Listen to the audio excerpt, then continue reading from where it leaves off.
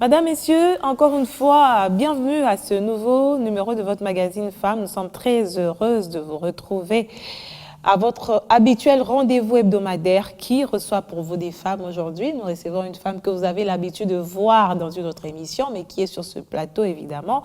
On l'a surnommée Maman Ta Grandeur. Il s'agit de Maman Dorcas. Bienvenue à vous. Merci beaucoup, Feza, pour l'invitation. Vous vous portez bien? Ça va. Ta grandeur aussi? Ta grandeur se porte très bien. Ta grandeur totalise 10 ans, donc déjà, ça va. Ça va vite, hein? Ça va. C'est vrai que 10 ans, il y a beaucoup à dire sur cette émission qui fait parler déjà d'elle dans la ville de Kinshasa, surtout dans les milieux chrétiens, où c'est vraiment une référence. On se dit, si on ne passe pas dans Ta Grandeur, c'est qu'on a un problème. Mais en 10 ans, j'aimerais quand même qu'on fasse ce récapitulatif par rapport au début de Ta Grandeur. Comment ça a commencé? Ta Grandeur a commencé au mois d'août avec la mort de Papa Alain Moloto, paix à son âme. Et nous saluons également... 2013. Okay. Nous saluons en passant tous les groupes Gaël. Alors, l'idée était venue de faire des plateaux spéciaux pour rendre hommage à Papa Alain Moloto, et les autorités des Biouane avaient accepté. Il y a eu des plateaux spéciaux. Les gens, surtout de la Côte d'Ivoire, Sénégal, Cameroun, Congo-Brazzaville, les gens étaient scotchés et ils aimaient vraiment. Ils ont beaucoup apprécié ces plateaux spéciaux. Et juste après l'enterrement, après les obsèques, il y a eu un temps mort. Un vide. Un vide. Et je me rappelle, à l'époque, Papa John me posait la question de savoir, mais qu'est-ce que nous pouvons faire? Il n'y a pas moyen de concevoir une émission où les chrétiens viendront pour exhorter, mais les chantres viendront également pour faire les lives, chanter, faire le live sur place, mais aussi faire l'appel au salut, question de gagner un peu les âmes pour les seigneurs. Nous nous sommes dit oui, on a parlé avec les autorités qui étaient également d'accord, et l'émission a commencé, tout est parti de là. En 10 ans, c'est vrai qu'il y a beaucoup de choses à raconter, mais il y a aussi des anecdotes. Il y a des choses qui se sont passées pas comme vous l'avez voulu, il y a des choses qui se sont bien passées. Qu'est-ce que vous-même vous retenez comme expérience en tant que chrétienne par rapport à cette émission? En tant que chrétienne, comme expérience, je me rends compte que avec les chrétiens, la vie n'est pas facile. La vie ça devait être pourtant facile, non? Ce sont des gens qui ont le Saint-Esprit. C'est pas le cas. Déjà, il y a un petit souci. Il y a un petit souci au sein de l'Église Corps du Christ, je veux le dire. Il y en a qui ne s'entendent pas, il y en a qui ne se parlent pas, il y en a qui ne se supportent pas.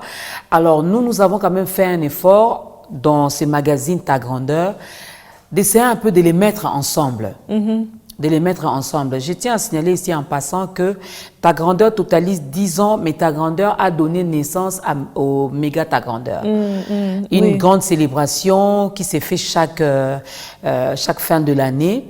Alors ça n'a pas été facile de réunir les hommes de Dieu, de réunir les chrétiens. Des gens qui ne se parlent pas des fois dans la vie courante. Voilà. Des fois, on te pose la question, maman, donc qui sera là? Quand tu dis que c'est Feza Mika qui sera là et que X ne supporte pas Feza. Moi, je ne serai pas là. X trouve une excuse, des excuses pour dire, je me rends compte que ce jour-là, j'ai déjà un rendez-vous que j'avais déjà calé. Mais grâce à Dieu, Ta Grandeur est restée vraiment au milieu, comme dit-on l'église, au milieu du village. Nous sommes vraiment restés au milieu. Il n'y a pas de polémique, on a tout fait pour éviter cela. Lorsqu'on vient dans Ta Grandeur, c'est pour parler de Dieu. Oui, c'est ce que j'allais poser comme question. C'est quoi la philosophie de l'émission? Déjà, nous sommes là pour gagner les âmes. C'est une émission évangélique. C'est vraiment un programme évangélique pour gagner les âmes. Déjà, il y a certains hommes de Dieu qui viennent pour essayer de faire leur promotion, parler d'eux. Ça, on a vu. Hein? Voilà. Alors, on essaie un peu de les orienter pour dire non, ici, c'est Jésus. C'est Jésus qui est au centre, c'est Jésus qui est notre priorité. Non, regardez ma veste, cette chaussure, écoute. Oh non, j'ai opéré tel miracle. Oui. C'est Jésus du début jusqu'à la fin. Alors, la philosophie, vous venez, vous nous apportez la parole. Il y a un temps d'exhortation. Il y a un temps, si l'invité n'est pas chantre en même temps, alors il doit être accompagné aussi d'un groupe. D'une chorale, oui. Pour qu'il y ait des cantiques. Et je l'ai dit, on ne met pas des clips, c'est vraiment du live. On veut se rassurer que c'est vraiment vous qui avez chanté. Mais Et là, ça permet à l'invité de souffler un tout petit peu. Cette question de doctrine pose un peu problème aujourd'hui. Il y a des gens qui parlent de Christ, ils vous rassurent, maman Dorcas, oui vraiment, mais quand ils viennent, tu sens qu'il y a un petit dérapage. Comment vous avez l'habitude de gérer ces genres d'invités?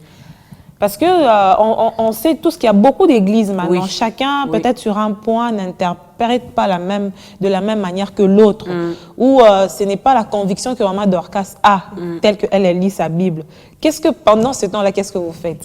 En tout cas, je pose des questions, je repose des questions jusqu'à ce que je vais comprendre et les téléspectateurs aussi vont comprendre.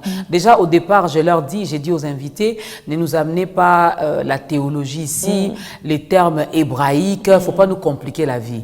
La parole de Dieu, elle est simple. Oui. Elle est simple. Alors, restez également simple dans vos dires, dans votre façon de nous exhorter, de nous apporter la parole.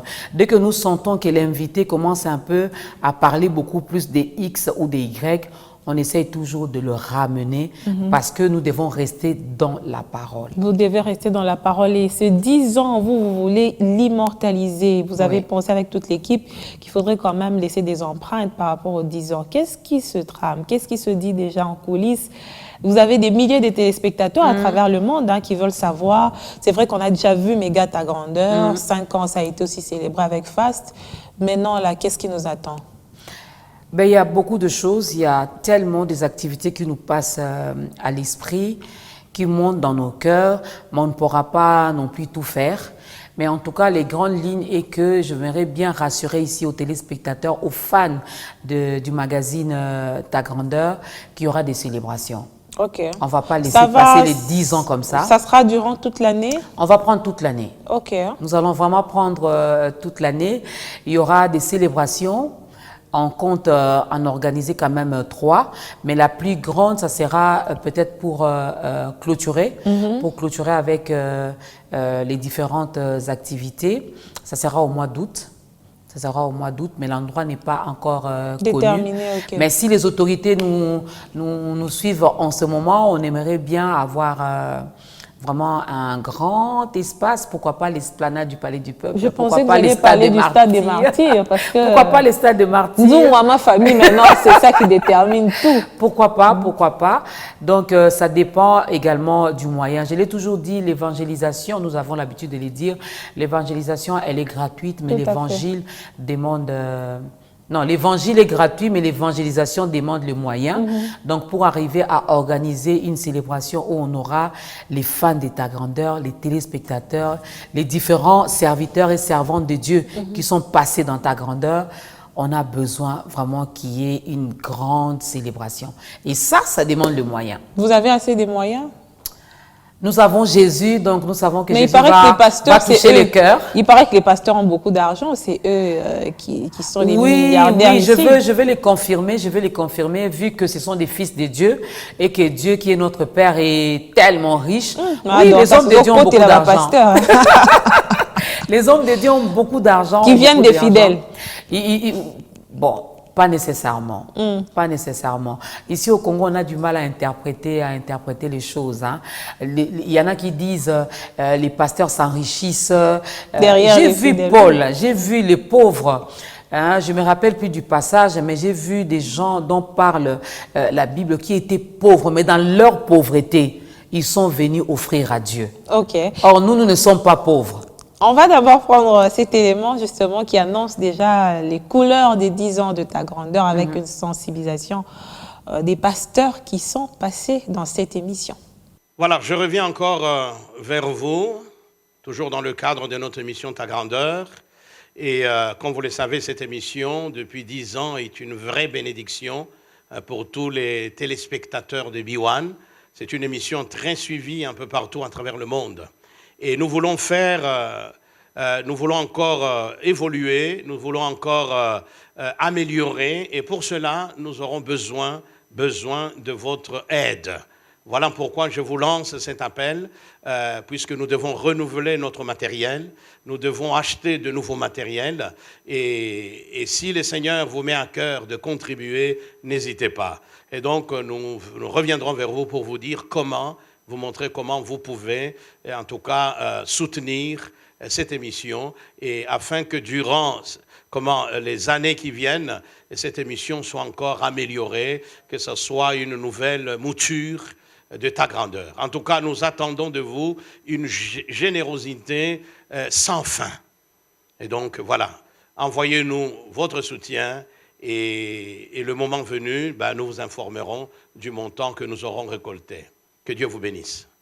Alors, ça fait de la joie d'avoir ce répondance. Vous avez parlé de l'argent juste avant. Comment vous comptez justement mobiliser l'argent pour les besoins? Il faut un grand podium, par exemple. Il faut la production, ça coûte cher. Il faut le protocole. Il faut après prendre un rafraîchissement. Tout ça, comment vous allez mobiliser? Ça demande vraiment le moyen, Fils Amika, ça demande le moyen. Alors, on ne va pas se voiler la face ici, nous allons demander, la Bible dit demander, l'on vous donnera. C'est ce que Maman Dorcas, avec toute la grande équipe de Ta Grandeur, fera. Nous allons aller vers ceux qui sont déjà passés dans ce programme, même les hommes de Dieu qui ne sont pas encore passés. Nous irons vers eux. Déjà, je leur dis ici, lorsque vous verrez le visage de Maman Dorcas, il ne faut pas fermer la porte. Nous viendrons demander, Nous cherchons également des partenaires qui peuvent nous accompagner dans ça.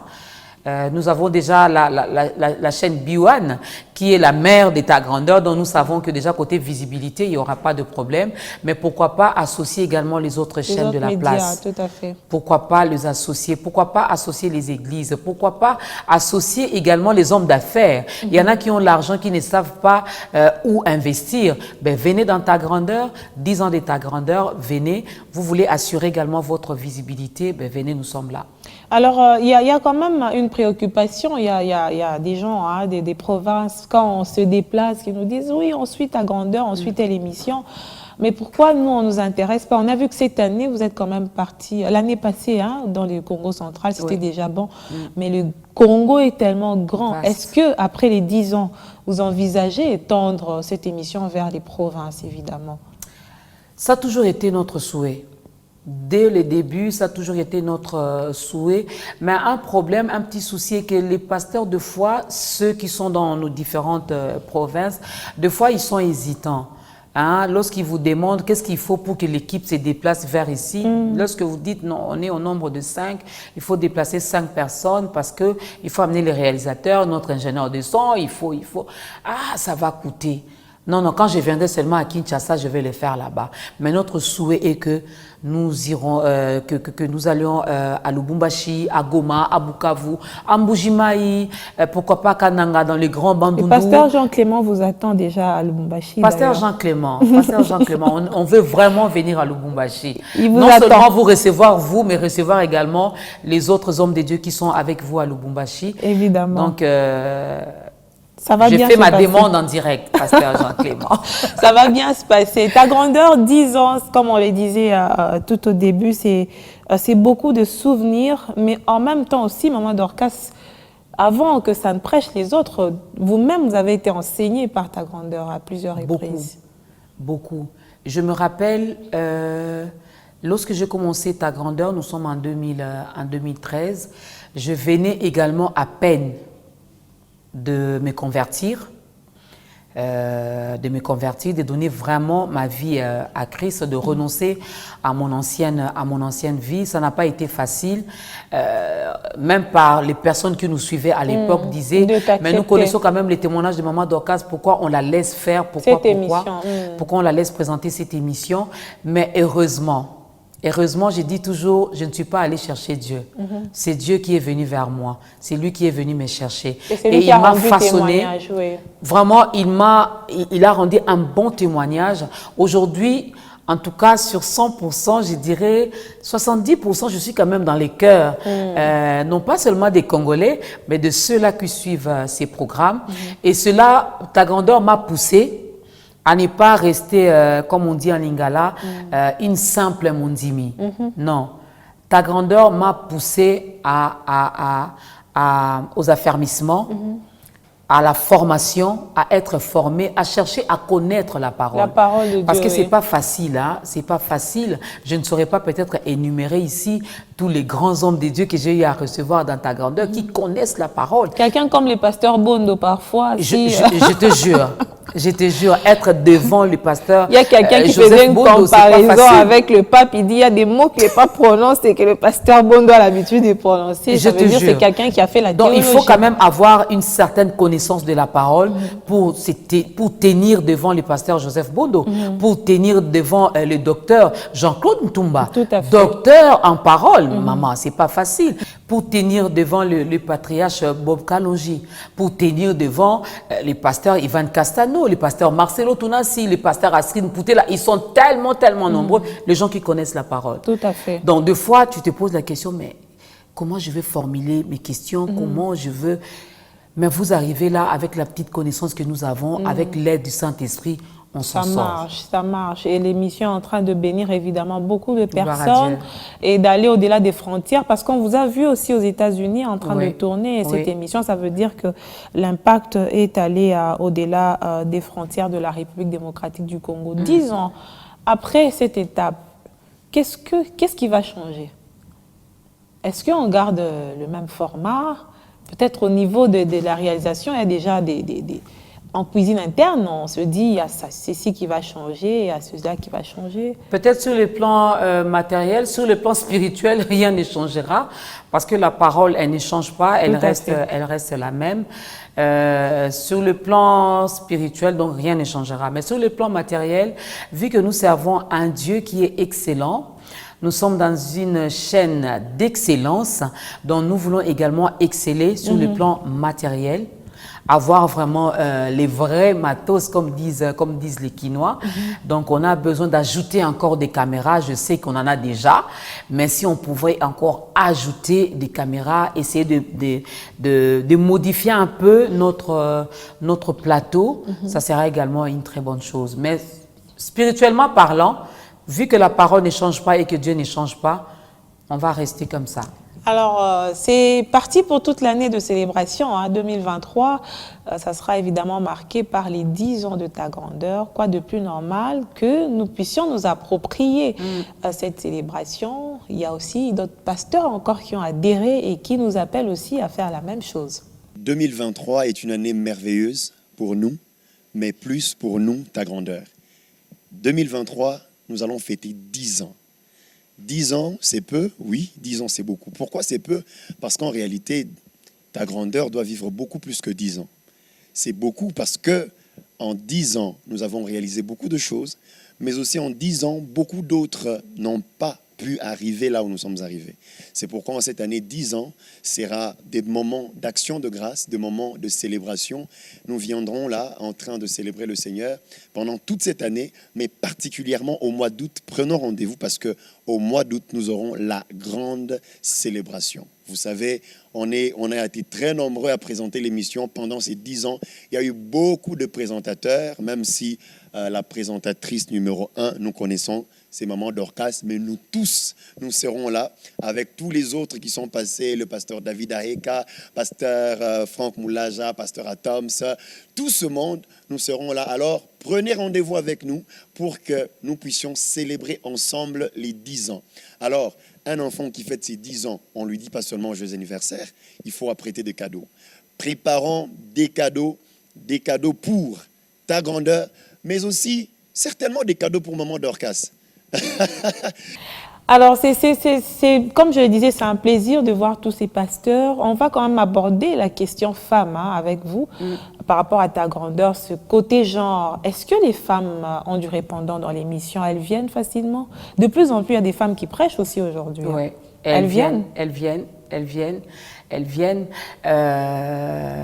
sont nombreuses, elles connaissent la parole, elles maîtrisent la parole et elles aiment bien partager cette parole non seulement avec les autres femmes, mais avec le peuple de Dieu. Les femmes aiment ta grandeur, les femmes viennent dans ta grandeur, les femmes nous bénissent beaucoup dans ta grandeur. Il n'y a pas de polémique après, Maman Dorcas, parce que moi je vois ça dans l'émission Femmes, quand je reçois par exemple une femme pasteur qui essaye de parler de la part de Dieu, faut voir les réactions, surtout en province. Moi, si fois qu'est-ce qu'elle raconte là? Est-ce que vous n'avez pas aussi ces genres de réactions parfois dans l'émission? Peut-être dans les commentaires, Oui. peut-être dans les commentaires, vu que l'émission passe non seulement à la télé, mais également dans les réseaux sociaux. Lorsque vous entrez dans les commentaires, il y en a qui disent la place de la femme, c'est dans la cuisine, la femme ne doit pas prêcher, la femme ne doit pas parler dans l'assemblée, là où il y a les hommes, la femme ne doit pas, la femme ne doit pas. Mais moi, ça ne me pose pas un problème. Lorsque le Saint-Esprit me pousse à répondre, je réponds quand même à ce genre de commentaires, mais nous restons dans la vérité. Oui. La vérité est que nous avons tous reçu le même esprit. En ce qui concerne la spiritualité, il n'y a pas homme, il n'y a pas femme. Ok.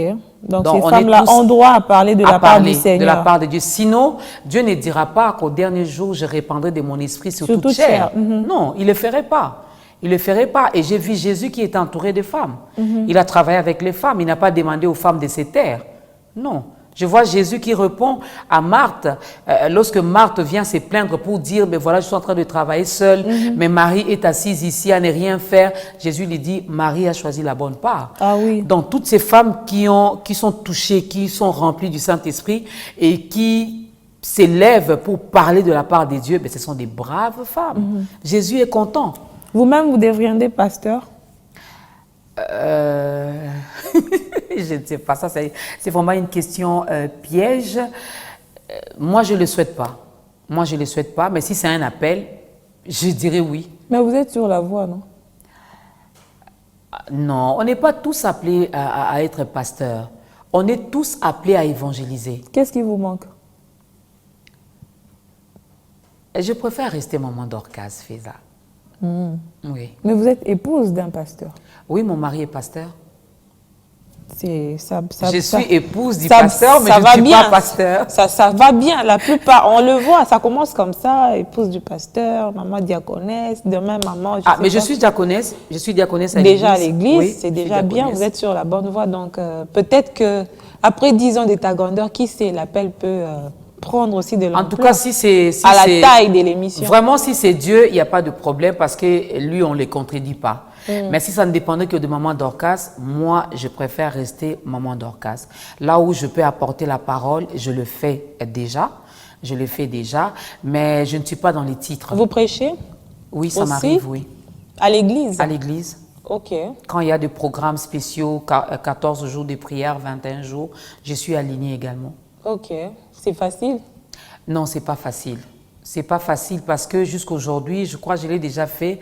Ça va faire peut-être 2 ans que je le fais, mais c'est stressant. C'est pas facile de préparer la parole. Et je me dis toujours, lorsque je prépare ma prédication, je me dis, je me prêche d'abord à moi-même avant d'aller apporter la parole aux autres. C'est pas facile. Tout à fait. Et ça sera le dernier élément avant qu'on puisse se dire complètement au revoir, maman Dorcas. J'aimerais féliciter toute l'équipe de Ta Grandeur pour ce 10e anniversaire. Ils ont fait un travail extraordinaire à travers toutes ces années. Félicitations à toute l'équipe technique. Félicitations, à maman Dorca.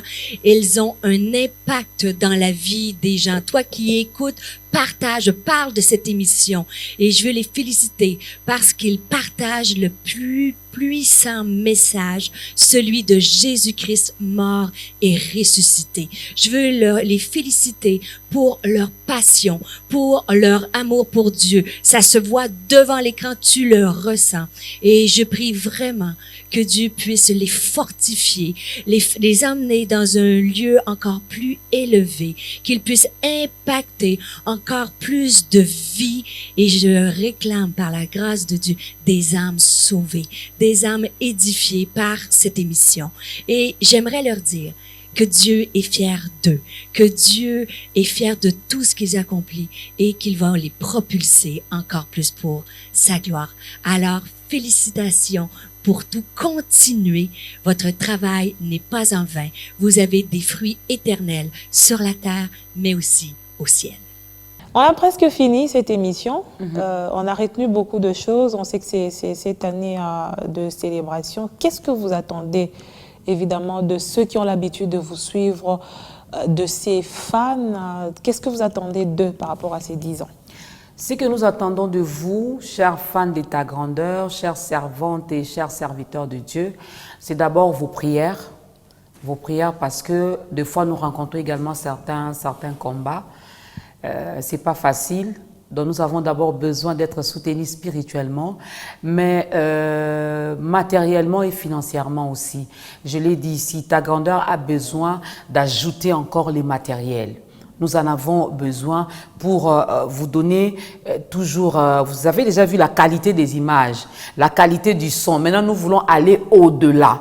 Pour y arriver, nous avons besoin de vous. Alors, pour ces 10 ans, comme nous l'avions dit, c'est une année électorale, mais c'est aussi une année de 10 ans de ta grandeur. Donc, nous comptons sur vous pour arriver à bien organiser les choses. Donc, dès que vous entendez Maman Dorcas vous appeler, venir frapper à la porte de vos bureaux, de votre bureau, pardon, n'hésitez pas, ouvrez-nous, échangeons et voyons dans quelle mesure vous pouvez nous accompagner dans les 10 ans de ta grandeur, parce qu'après 10, nous comptons fêter, célébrer les 15 ans, les 20 ans. Tant que Jésus-Christ ne reviendra pas, ta grandeur continuera d'exister. Ah oui, ta grandeur continuera d'exister. B1 également continuera d'exister tant que Jésus-Christ ne reviendra pas, afin de servir tout le monde, évidemment. Madame, Messieurs, merci de nous avoir suivis. Merci également à vous, Maman Dorcas Kapinga, Bondonga. Merci, c'est toujours un réel plaisir de rester avec vous pendant ce petit moment afin de partager ce que nous avons à notre disposition pour vous aider, évidemment, à pouvoir aussi évoluer dans différents domaines. On se retrouve prochainement avec un autre invité. Une autre. Ah, j'allais oublier.